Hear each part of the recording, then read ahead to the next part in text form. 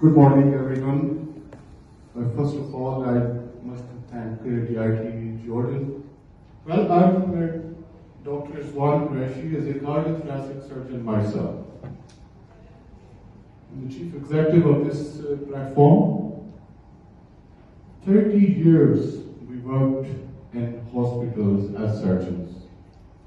And every day we realize that these surgical tools, they are surgeons' tools. They have to be manufactured, they have to be innovated, they have to be customized like an end user, because it's a sensitive area. And in 17th centuries, surgeons always used to have their platform, their workshop, closer to their operation theaters, and they used to develop their own tools. If you look into the history of all these instruments, but after that 17th century, gradually multiple layers started coming between end users and the manufacturing. So gradually there had been a huge gap between end users and the manufacturing group.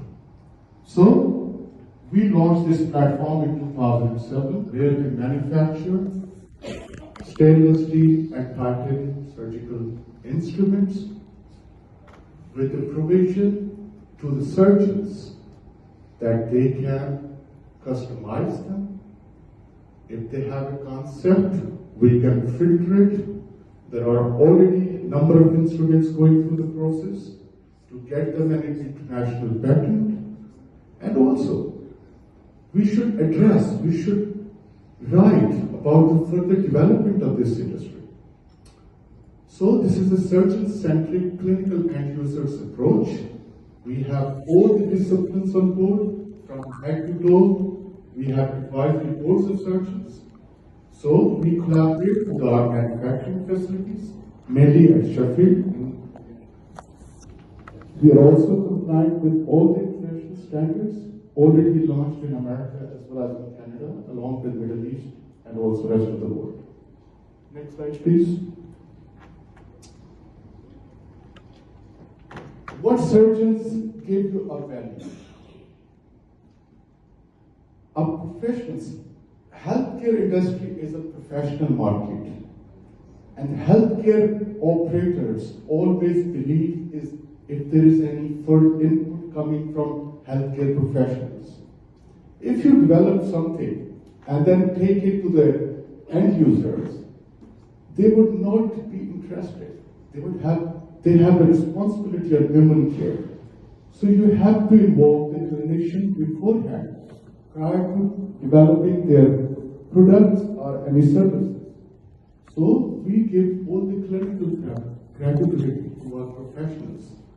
I mean, I'm blessed to have Mr. Waleed Dimmis. He is a cardiac surgeon, known cardiac surgeon in Amman. He was our colleague back in UK.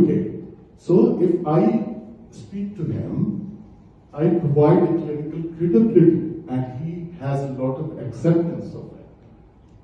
Similarly, most of the procurements in every hospital's private sector or in army sectors, they are always run by managements. Clinicians always, they are like five fingers.